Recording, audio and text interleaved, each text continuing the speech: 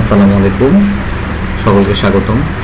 আজকে আমরা খুব একটা গুরুত্বপূর্ণ বিষয় এবং খুব প্রয়োজনীয় এবং প্রচলিত বিষয় নিয়ে আলোচনা করব। আমরা অনেক সময় বাউন্ডারি ওয়াল করি,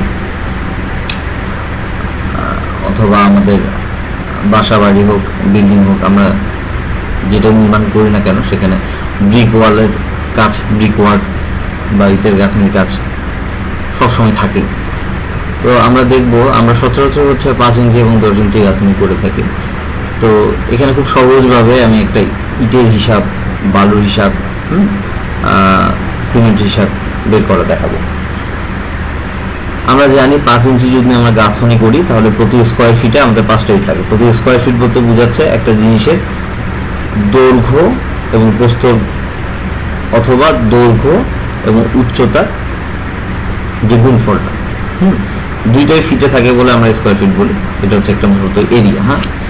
তো আমরা ধরে নিলাম এখানে আমাদের দেয়ালটা হচ্ছে 20 ফিট দৈর্ঘ্য এবং উচ্চতা হচ্ছে 7 ফিট।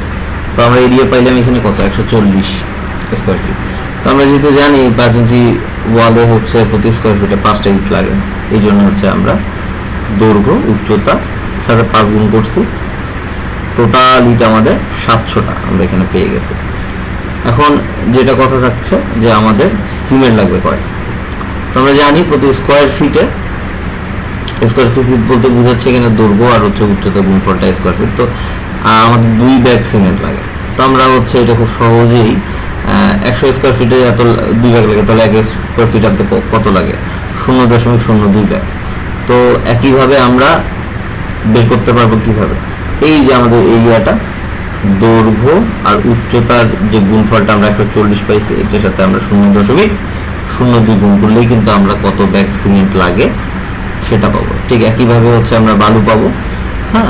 বালু হচ্ছে আমাদের এই যে এরিয়াটা পাইছি, এটার সাথে 0.24 গুণ করলে হচ্ছে আমরা টোটাল বালুটা পেয়ে যাব। এরপরে আমরা দেখাবো কিভাবে আমরা যদি কাস্টিং করে, একটা কলাম কাস্টিং করে কি পরিমাণ আমাদের সিমেন্ট, কি পরিমাণ খোয়া লাগে, এগুলো সবগুলা দেখাবো। আজকে এই পর্যন্তই, সকলকে ধন্যবাদ।